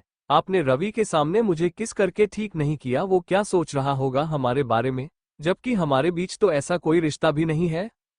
जो सुनकर विध्वंस अपनी भौहें आपस में चढ़ाते हुए बोला, किसने कहा कि हमारे बीच कोई रिश्ता नहीं है? तुम मेरी बेटी की माँ हो, हमारे बीच एक रिश्ता है। ये सुनते ही अमानत ने गुस्से के साथ कहा, मैं सिर्फ अपनी बेटी की माँ हूँ, आपकी बेटी की नहीं। आपका और मेरा कोई रिश्ता नहीं है। इनफैक्ट हमारी तो कभी शादी ही नहीं हुई थी। अचानक से शादी का जिक्र करते करते अमानत रुक गई। उसे कुछ याद आया और वो कुछ वक्त के लिए फ्लैशबैक में चली गई। 2 साल पहले, मैं तुमसे अब शादी करना चाहता हूँ, प्लीज आई रिक्वेस्ट यू, मुझसे शादी कर लो। मैं दुनिया के सामने तुम्हें अपनी बीवी बनते हुए देखना चाहता हूँ। मैं दुनिया के सामने तुम्हारा हाथ पकड़ना चाहता हूँ और सबको दिखाना चाहता हूँ कि विध्वंस धनराज की रखेल नहीं रह गई। उसकी अब एक बीवी है जो उसे बहुत प्यार करती है। ये कहते हुए विध्वंस ने उसके हाथ पर किस कर लिया और उसे अपने सीने से लगा लिया, लेकिन तभी अमानत में विध्वंस को दूर धक्का दे दिया और गुस्से से बोली, मुझे शादी शब्द से ही नफरत है। मैं कभी शादी नहीं करूंगी। अगर आपको मुझसे शादी करनी है तो आप इससे अच्छा मुझे भूल जाइए। ये कहते हुए वो तुरंत कमरे से दौड़ते हुए बाहर निकल गई और वही विध्वंस उसे जाते हुए देखता रह गया। अमानत अपने इसी ख्याल में खोई हुई थी। तभी विध्वंस ने गुस्से के साथ कहा, क्या तुम वाकई मुझे ब्लेम कर रही हो कि मैंने तुमसे शादी नहीं की? तुम ऐसा कर भी कैसे सकती हो? क्या तुम भूल गई वो तुम थी जिसने मुझसे हमेशा शादी के लिए मना किया? अगर तुम 2 साल पहले मुझसे शादी करने के लिए तैयार रहती तो तुम मेरी बीवी बन चुकी होती, लेकिन तुमने कभी मुझे नहीं समझा। ये कहते हुए उसने उसे गुस्से से उसे छोड़ दिया और वहां से बाहर निकल गया। इधर अमानत ने ये सब कुछ सुना तो उसकी आंखों में आंसू आ गया। उसे पता था कि उसने वाकई विध्वंस को हमेशा शादी के लिए मना किया था, जबकि विध्वंस उसे हमेशा शादी करना चाहता था। उसने कभी उसे छोड़ा ही नहीं था, पर वो थी जिसने कभी विध्वंस को नहीं अपनाया। अब उसकी आंखों से आंसू ही निकलने लगे।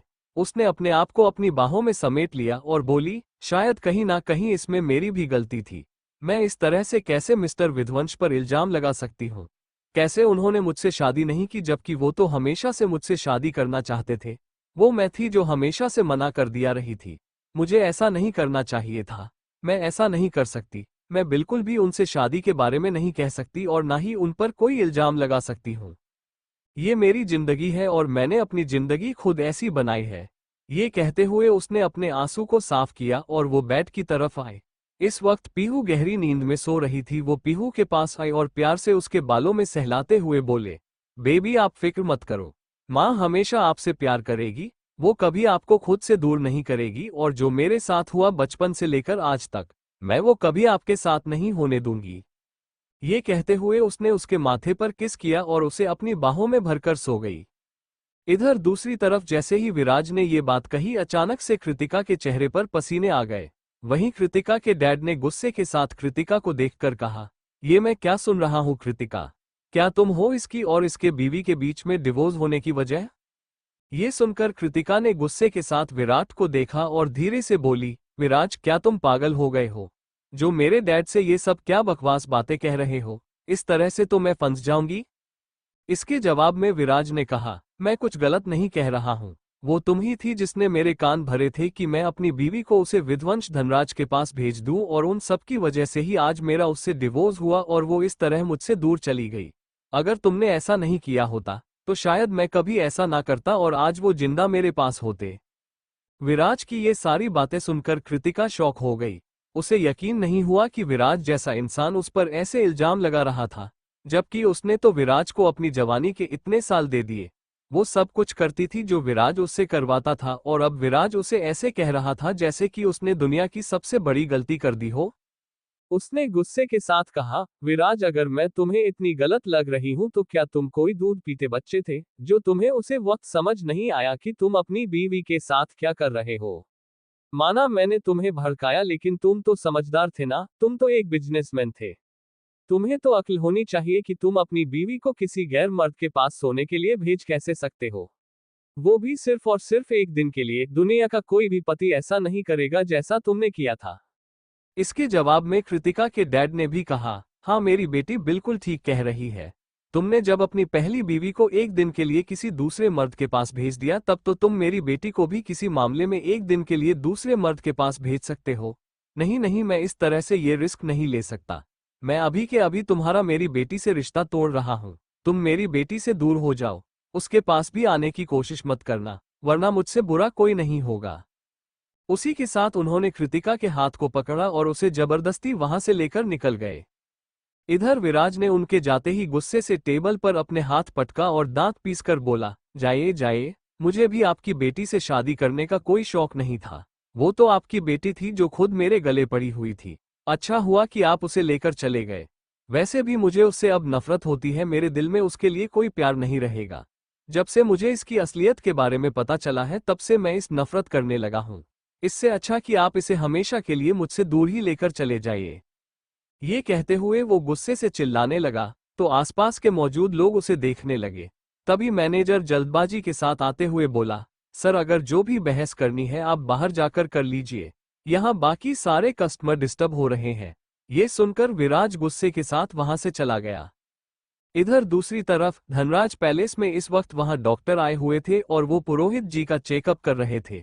पुरोहित जी की हालत काफी ज्यादा नाजुक हो चुकी थी। उन्हें अचानक से दिल में तकलीफ होने लगी थी और इस वक्त डॉक्टर उनका चेकअप भी कर रहे थे। तभी गरिमा जी ने रोते हुए कहा, इन्हें क्या हुए जा रहा है बार बार, मुझे तो बहुत टेंशन हो रही है। तभी मुकेश ने संभालते हुए कहा, माँ आप फिक्र मत कीजिए, बहुत जल्दी सब कुछ ठीक हो जाएगा। हम डैड को अब विदेश में दिखाएंगे। एब्रॉड में मेरे बहुत अच्छे कॉन्टेक्ट्स हैं, वो इनका इलाज करेंगे तो उनके दिल में जो भी तकलीफ होती है वो जल्दी जल्दी ठीक हो जाएगी। जो सुनकर गरिमा जी ने कहा, तो तुम इंतजार किसका कर रहे हो? तुम कल के कल उन्हें लेकर अब लौट जाओ और उनका इलाज करवाओ। मैं नहीं चाहती कि उनको कुछ भी हो, क्योंकि अगर उन्हें कुछ भी हुआ तो मैं जिंदा नहीं रह पाऊंगी। ये सारी बातें सुनकर मुकेश ने कहा, आप फिक्र मत कीजिए, मैं कल के कल उन्हें लेकर जाऊंगा। तभी डॉक्टर मुकेश की तरफ देखकर बोले, एक्चुअली में इस वक्त उनके दिल पर काफी ज्यादा डिप्रेशन महसूस हुआ है, इसलिए ये ऐसे बेचैन हो गए। कोशिश कीजिए कि इन्हें हेल्दी एनवायरनमेंट दिया जाए और ये ज्यादा स्ट्रेस ना ले, क्योंकि ज्यादा स्ट्रेस लेने की वजह से ऐसी प्रॉब्लम हो रही है। आप लोग इनका ध्यान रखिएगा। ये कहकर डॉक्टर वहां से चला गया, लेकिन इधर गुस्से के साथ गरिमा ने कहा, आखिर इन्हें किस बात की चिंता है? हमारे पास तो भगवान का दिया हुआ सब कुछ है, किसी चीज की कमी नहीं है, तो आखिर है किस बात की इतनी टेंशन हो रही है?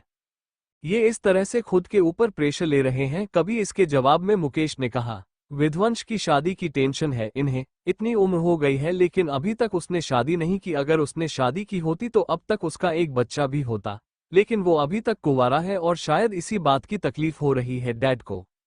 ये सारी बातें सुनकर अब गुस्से के साथ गरिमा जी ने कहा, मुकेश तुम अभी के अभी जाओ, जाकर विध्वंस के पास फोन लगाओ और उसे कहो कि वो कुछ भी करे लेकिन जल्द से जल्द इंडिया वापस आए, क्योंकि अब उसे इंडिया वापस आना ही होगा और उसे अब शादी करनी होगी। अगर उसने शादी नहीं की तो मैं उसे जिंदगी भर के लिए रिश्ता तोड़ दूंगी, क्योंकि अगर उसकी वजह से मेरे पति को कुछ भी हुआ तो मैं ना तो उसे माफ करूंगी और ना ही खुद को। ये कहते हुए वो वहां से चली गई। तो वहीं उसकी सारी बातें सुनकर मुकेश ने अब पुरोहित को देखा और मन ही मन बोला, अब मैं क्या बताऊं कि डैड को किस बात की टेंशन है। मैं तो मोम से ये भी नहीं बता सकता कि उन्हें इस बात की टेंशन है कि विध्वंस को बहुत जल्द उनके बारे में पता चल जाएगा कि उन्होंने अमानत को मारने की कोशिश की है और फिर विध्वंस की नज़र में उनकी क्या इज्जत रह जाएगी।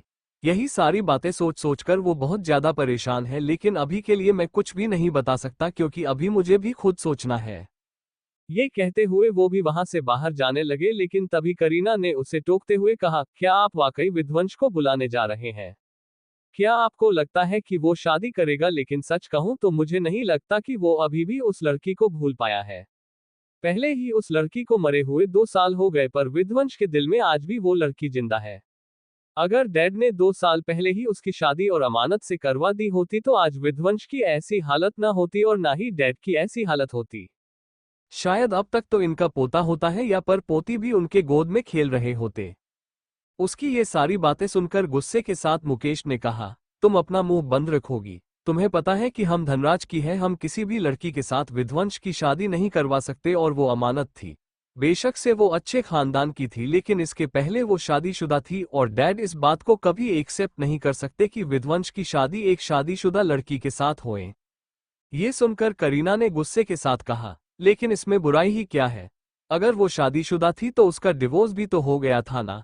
ऐसा तो था नहीं कि वो दो दो पति रखती, वैसे भी उसका पति उसे चाहता नहीं था। उसने आज तक के रिश्ते में उसे कभी प्यार नहीं दिया था, इसलिए उसने उसे डिवोर्स दे दिया। लेकिन डैड ने जो कुछ भी किया है, शायद उसकी सजा उन्हें आज इस तरह से मिल रही है। ये कहते हुए वो वहां से बाहर निकल गई। तो वही उसकी ये बात सुनकर गुस्से से मुकेश उसे देखता रह गया। इधर दूसरी तरफ लॉस एंजेलिस में सुबह का वक्त था। विध्वंस इस वक्त जिम में था और वो इस वक्त पुश अप कर रहा था और उसके ऊपर उससे चिपक कर पीहू लेटी हुई थी और वो खिलखिला रही थी, क्योंकि विध्वंस बार बार ऊपर नीचे हो रहा था। इस वजह से छोटी सी पीहू को बहुत मजा आ रहा था और वो जोर जोर से अपनी आवाज निकल रही थी। पर तभी अचानक से विध्वंस के कानों में पियानो की आवाज जाने लगी। इधर पीहू जो अभी तक खिलखिला रही थी, लेकिन उसे पियानो की आवाज सुनते ही वो एकदम से चुप हो गई और धीरे धीरे करके विध्वंस के पीठ पर ही अपना सिर रखकर लेट गई। विध्वंस को कुछ ही देर में पीहू की गर्म सांसें खुद के गर्दन पर महसूस हुई, जिसे सुनकर वो पीछे मुड़ और उसने पीहू को अपनी गोद में ले लिया। पीहू सो चुकी थी। ये देखकर अपनी भौहें चढ़ाई और बोला, इतनी मेलोडियस पियानो वो लड़की कैसे बजा सकती है? इससे तो मुझे खुद भी नींद आ रहा है। ये कहते हुए वो अपनी जगह से उठा और पीहू को लेकर सीधे उसे पियानो की धुन की तरफ बढ़ गया, जहां से उसे वो धुन सुनाई दे रही थी। वो एक कमरे में पहुंचा। कमरे में एक पुराना पियानो रखा हुआ था और उस पुराने पियानो के सामने अमानत बैठी अपनी आंखें बंद करके पियानो बजा रही थी। वो कहीं खोई हुई सी थी। विध्वंस ने पीहू को वहां के सोफे पर सुला दिया और अब वो उसकी तरफ अपने कदम बढ़ाते हुए बोला, तुम्हारी हिम्मत कैसे हुई इस कमरे में आने की? अचानक से अमानत ने जब ये बात सुनी तो वो चुप हो गई और तुरंत सामने देखने लगी, जहां इस वक्त गुस्से के साथ विध्वंस खड़ा था। विध्वंस को देखकर अमानत ने न समझी में कहा, एक्चुअली मैं आज पूरा घर एक्सप्लोर कर रही थी तो मुझे ये पियानो दिखा और पियानिस्ट होने की वजह से मैं खुद को रोक नहीं पाई, इसलिए पियानो बजाने चली आई। बाय द वे, किसका रूम है और ये पियानो किसका है? इसके जवाब में विध्वंस ने उसके हाथ को पकड़ा और उसे अपनी जगह से उठाते हुए बोला, दोबारा से बिना पूछे इस कमरे में मत आना और इस पियानो को हाथ लगाने की कोशिश भी मत करना। ये कहकर वो उसे लेकर सीधे कमरे से बाहर गया और उसे कमरे से बाहर निकालते हुए बोला, इस कमरे से खासकर दूर रहना, वरना मुझसे बुरा कोई नहीं होगा। ये सुनकर अमानत बिल्कुल शॉक्ड रह गई। अब वो शॉक होकर बस विध्वंस को देखती रह गई। क्या था उस कमरे में? इधर दूसरी तरफ लॉस एंजेलिस में सुबह का वक्त था। विध्वंस इस वक्त जिम में था और वो इस वक्त पुश अप कर रहा था और उसके ऊपर उससे चिपक कर पीहू लेटी हुई थी और वो खिलखिला रही थी, क्योंकि विध्वंस बार बार ऊपर नीचे हो रहा था। इस वजह से छोटी सी पीहू को बहुत मजा आ रहा था और वो जोर जोर से अपनी आवाज निकल रही थी। पर तभी अचानक से विध्वंस के कानों में पियानो की आवाज जाने लगी। इधर पीहू जो अभी तक खिलखिला रही थी, लेकिन उसे पियानो की आवाज सुनते ही वो एकदम से चुप हो गई और धीरे धीरे करके विध्वंस के पीठ पर ही अपना सिर रखकर लेट गई।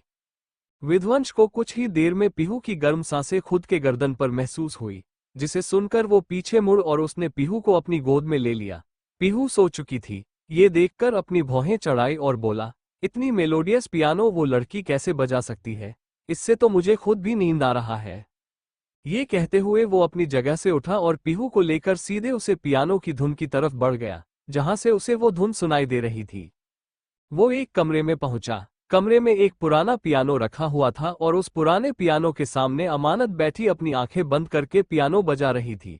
वो कहीं खोई हुई सी थी। विध्वंस ने पीहू को वहां के सोफे पर सुला दिया और अब वो उसकी तरफ अपने कदम बढ़ाते हुए बोला, तुम्हारी हिम्मत कैसे हुई इस कमरे में आने की? अचानक से अमानत ने जब ये बात सुनी तो वो चुप हो गई और तुरंत सामने देखने लगी, जहां इस वक्त गुस्से के साथ विध्वंस खड़ा था। विध्वंस को देखकर अमानत ने न समझी में कहा, एक्चुअली मैं आज पूरा घर एक्सप्लोर कर रही थी तो मुझे ये पियानो दिखा और पियानिस्ट होने की वजह से मैं खुद को रोक नहीं पाई, इसलिए पियानो बजाने चली आई। बाय द वे, किसका रूम है और ये पियानो किसका है? इसके जवाब में विध्वंस ने उसके हाथ को पकड़ा और उसे अपनी जगह से उठाते हुए बोला, दोबारा से बिना पूछे इस कमरे में मत आना और इस पियानो को हाथ लगाने की कोशिश भी मत करना। ये कहकर वो उसे लेकर सीधे कमरे से बाहर गया और उसे कमरे से बाहर निकालते हुए बोला, इस कमरे से खासकर दूर रहना, वरना मुझसे बुरा कोई नहीं होगा। ये सुनकर अमानत बिल्कुल शॉक्ड रह गई।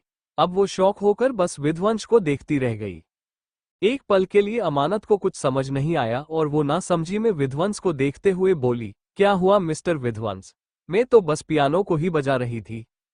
विध्वंस गुस्से के साथ उसे अब अपने कमरे की तरफ लेकर जाते हुए बोला, क्या मैंने तुमसे कहा था कि तुम उस पियानो को बजाओ?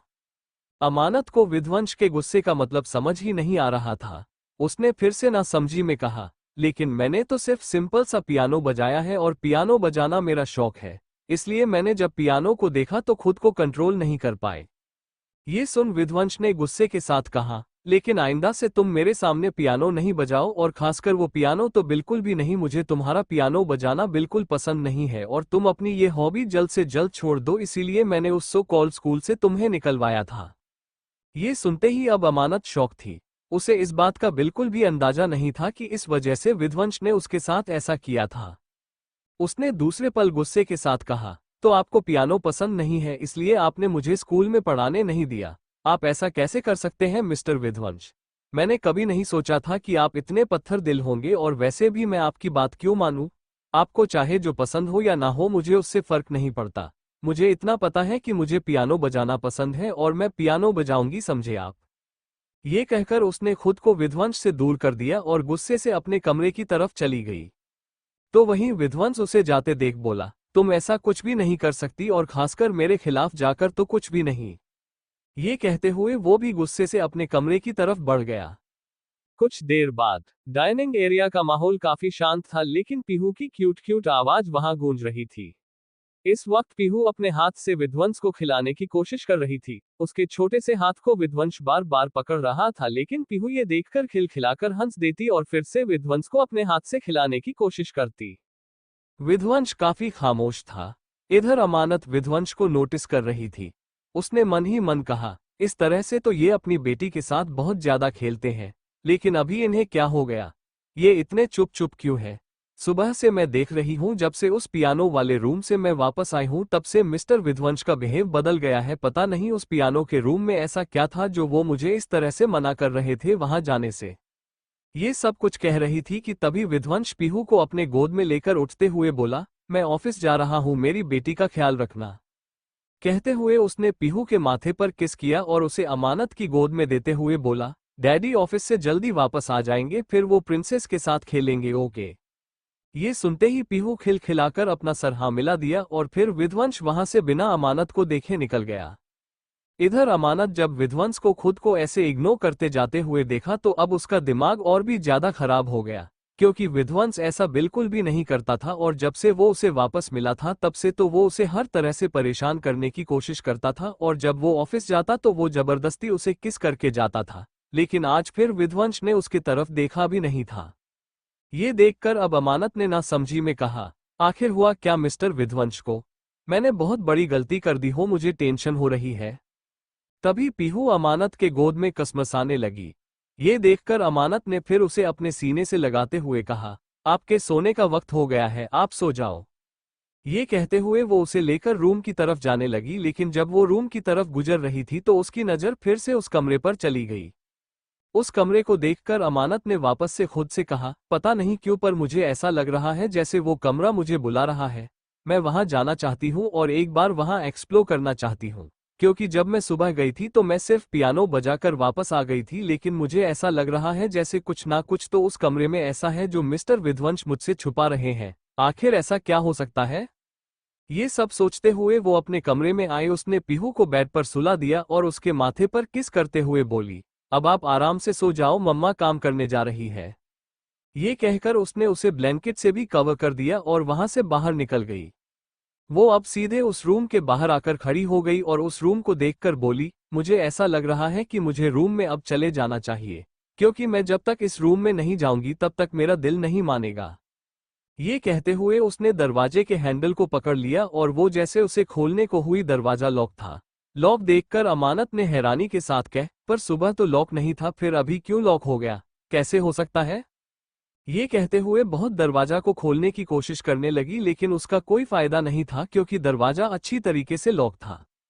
अमानत ने अब चिकर कहा, जरूरी ये मिस्टर विध्वंस ने किया होगा, ये उनका ही काम हो सकता है, उनके अलावा ऐसा कोई नहीं कर सकता, लेकिन वो ऐसा क्यों कर रहे हैं? अगर मैं रूम में जाती तो क्या हो जाता? वो खुद में ही सवाल कर रही थी। लेकिन तभी वहां से एक मैड गुजरी। मैड ने जैसे अमानत को वहां देखा वो थोड़ा डरते हुए बोली, मैडम आप क्या क्या कर रही है? अभी के अभी इस कमरे से दूर हो जाए, अगर बॉस ने आपको देख लिया तो वो बहुत ज्यादा नाराज होंगे। ये सुनते ही अमानत ने ना समझी में कहा, लेकिन क्यों, ऐसा क्या है इस रूम में जो मैं यहां से दूर हो जाऊं? इसके जवाब में मेड ने घबराते हुए कहा, मैडम सबसे पहले तो आप यहां से दूर हो जाइए, उसके बाद मैं आपको बताती हूं जो भी मुझे पता है। मेड की ये बात सुनकर अब अमानत भी क्यूरोस होते हुए बोली, ठीक है जैसा आप कहें। जिसके बाद वो मेड के साथ कॉरिडोर में आ गई और फिर बोली, अब बताइए मुझे ऐसा क्या है उस कमरे में जो आप मुझे वहां जाने से रोक रही थी और मिस्टर विध्वंस गुस्सा करेंगे? तभी मैड ने कुछ सोच कर कहा, मुझे यहाँ काम करते हुए अभी 3 साल हुए हैं। वैसे तो ये विला हमेशा से बंद ही रहता है, लेकिन यहाँ हर हफ्ते साफ सफाई की जाती है, खासकर उस रूम में, क्योंकि उस रूम से बॉस का कुछ ना कुछ ऐसा जुड़ा है जो ठीक तरीके से किसी को नहीं पता, लेकिन कुछ नौकर के मुंह से मैंने सुना है कि इस कमरे में बॉस की बहन से जुड़ा कुछ राज है। बहन से जुड़ा और राज, ये कहते हुए अमानत ने ना समझी में मन में बोली, क्या इसका मतलब मिस्टर विध्वंस की कोई बहन भी थी? तभी उसने मैट को देखकर कहा, क्या आप मुझे बता सकती हैं कि क्या वाकई मिस्टर विध्वंस की कोई बहन थी? क्योंकि मुझे आज तक उनकी बहन के बारे में कुछ नहीं पता। इनफैक्ट विकिपीडिया पर भी उनके फैमिली स्टेटस में उनकी बहन का कोई जिक्र नहीं था। आई एम श्योर मेरी तरह बहुत लोगों को उनके बहन के बारे में नहीं पता होगा। ये सुनकर मेड ने कहा, हाँ उनकी बहन के बारे में किसी को नहीं पता, क्योंकि उनकी बहन के बारे में कोई जल्दी बात ही नहीं करता, और यहाँ के नौकर के बात पर मुझे यकीन नहीं है, वो तो ऐसे कुछ भी बकते रहते हैं, इसलिए आप भी यकीन मत कीजिए। जरूर इसमें बॉस का कुछ इम्पोर्टेंट सामान होगा, इसलिए वो हमें अंदर जाने से रोकते हैं, क्योंकि मुझे तो यकीन नहीं है, क्योंकि अगर बहन होती तो मुझे कहीं ना कहीं से तो पता चल जाता। ये सारी बातें सुनकर अब अमानत के दिमाग में कुछ चलने लगा। उसने कहा, ओके थैंक यू। इसके बाद मेड वहां से चली गई। उसके जाने के बाद अमानत ने खुद से कहा, नहीं कोई ऐसे तो ये सारी बातें नहीं बोलेगा, जरूर इसके पीछे कोई ना कोई राज है, और अब शायद उस राज को मुझे ही पता लगाना होगा। ये कहते हुए वो भी अब वहां से सीधे अपने कमरे की तरफ बढ़ गई। इधर दूसरी तरफ अभिराज के ऑफिस में अभिराज इस वक्त केबिन में प्रिया के साथ बैठा मुस्कुराते हुए बातें कर रहा था। तभी उसके केबिन का दरवाजा झटका के साथ खुला। अभिराज और प्रिया दोनों ही गेट की तरफ देखने लगे और तियारा को गेट पर देखते ही अभिराज ने गुस्से के साथ कहा, तुम फिर से आ गई। मैंने कहा था ना कि तुम यहाँ पर नहीं आओगी, अभी के अभी चली जाओ यहाँ से। लेकिन तभी तियारा गुस्से के साथ अंदर आई और वो प्रिया को देखकर बोली, तुम अभी तक गई नहीं गई क्या? तुम्हें मेरा बॉयफ्रेंड पसंद है? ये सुनते ही प्रिया ने गुस्से के साथ कहा, देखो तुम मुझसे बहुत छोटी हो, इसलिए मैं तुम्हें बच्ची समझकर जाने दे रही हूँ, लेकिन तुम मुझसे इस तरह बात नहीं कर सकती। ये सुनकर तियारा ने मुस्कुराते हुए कहा, तो तुम क्या कर लोगी मेरा? तुम्हें पता है मैं कौन हूं? ये सुनकर प्रिया ने गुस्से के साथ कहा, मुझे नहीं पता तुम कौन हो, लेकिन मुझे इतना पता कि तुम बहुत बदतमीज हो, जिसके अंदर बड़ों से बात करने की रिस्पेक्ट नहीं है। ये सुनकर तियारा ने कहा, ओक, एक आइडेंटिटी तो तुमको मेरे बारे में पता है, लेकिन दूसरी मैं खुद बताती हूँ। मेरा नाम तियारा धनराजगीर है। मैं धनराजगीर खानदान की बेटी हूँ और विध्वंस धनराजगीर की भतीजी हूँ। क्या इतना इंट्रोडक्शन काफी है?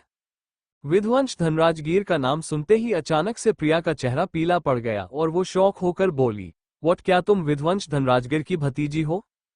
इसके जवाब में तियारा ने मुस्कुराते कहा, हाँ बिल्कुल ठीक सुना, तुम अभी जिसे कुछ देर पहले बदतमीज और घमंडी कह रही थी, मैं उनकी भतीजी हूँ। और अगर मैं सही हूँ तो आप मेरे चाचू को अच्छे से जानते हैं, तो आप समझ सकती हैं कि मेरे अंदर ये घमंड और बदतमीजी मेरे चाचू से ही आई है। क्या अब और कुछ आप कुछ कहना चाहते हैं?